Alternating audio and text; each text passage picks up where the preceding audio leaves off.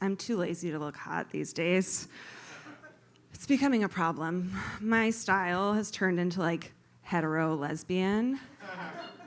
The other day I went to the hairdresser and she just looks me up and down. She's like, "Oh my God, are you going hiking?" Nope, just another Tuesday in my closet. Although to be fair, I spend quite a bit of time thinking about what it would be like to have a wife. She'd be like, "Hey babe, I sent you a calendar invite for the kids' recital." Or, "Our passports are up for renewal, so I filed the paperwork." My clothes would just fall off my body. I mean, having a wife, it's amazing. You get like a friend, partner, fuck buddy, therapist, doctor, housekeeper, all wrapped up in one bitter, resentful bitch. I love my husband, I really do, but I'm always up for a quick field trip to a Subaru dealership just to see what's out there. Say what you want about healthcare in America. Our pharmacies are awesome. You can browse, sniff shampoo, self-checkout. I mean, you don't even have to pay for stuff here. At Walgreens, this guy had a duffel bag and he was just like filling it with shit. And the store clerk is like, "Come on, man, please stop." In Italy, it's really different. I went to Italy last summer. My passport worked. My credit card worked. My vagina was like, no, not on this trip. So I make my way to the pharmacy, and I'm like, oh God. And the pharmacist is like behind floor-to-ceiling glass with like armed guards, barbed wire. I can only talk to him through a microphone. And I go up to him, I'm like, "Buongiorno, I need something for some itchiness." And he's like, "Where?" I'm like, and like, weirdly, my voice was quiet to him, but his voice was piped through like the sound system. And I'm like, "Le parte intime?" And he's like, "Oh, I got you. How bad is it?" Because apparently in Italy, they have good yeast infections, which is interesting. Anyways, next time I'm just bringing a duffel bag and making my way out of there. I have 2 children. Yeah. Thank you. I know we have some child haters. They're really wonderful.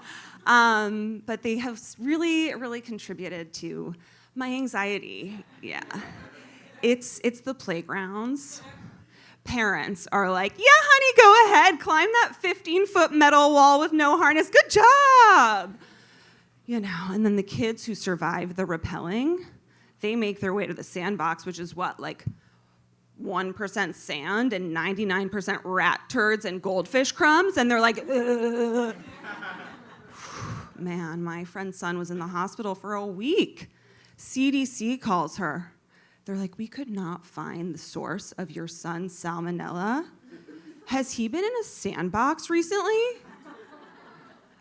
I mean, then when the children are like, "Oh, I'm just gonna let that shit brew for a while, let's see what happens," they walk over to the swings, get bonked in the head. 98% of them will have a forehead scar for the rest of their lives. All this, and like, you end up with a $50,000 deductible? I'd rather just stay home.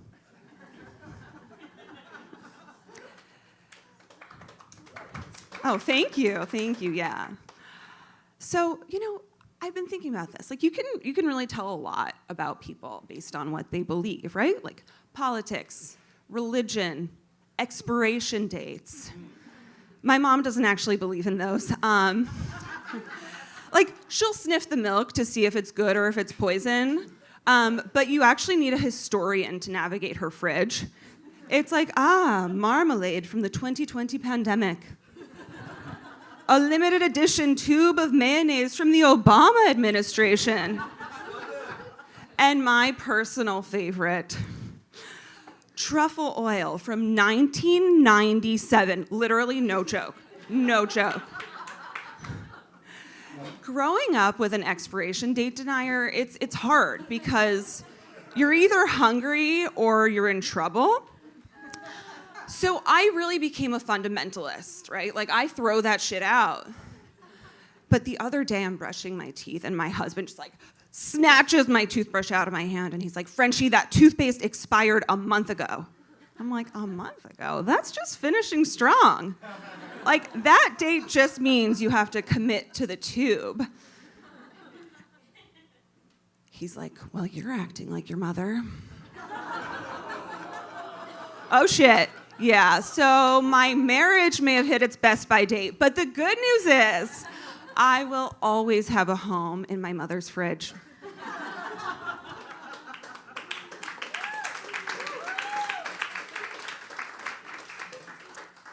So my husband, he is Italian, from Italy, not New Jersey, to be clear. Yeah. He's also a chef, so he cooks for me. I know. Everyone's like, oh my God, so perfect. Yeah, we have one big problem. It's his English. When I was 8 months pregnant, we were moving into a new apartment, and he had some constructive criticism for me on how I was unpacking the boxes. And I was like, give me a fucking break. And he walks over to me with his hand out, and I'm like, oh, what's going on? He's like, slow. He reaches around the back of my head and leans in to make out with me, and I'm like, whoa. What are you doing? And he's like, amore, you said give me a fucking break. No, I said give me a fucking break. Nothing kills an argument like having to clarify phrasing. This sweet dummy thought that in that moment, my greatest desire was to have sex with him on our half-built IKEA furniture.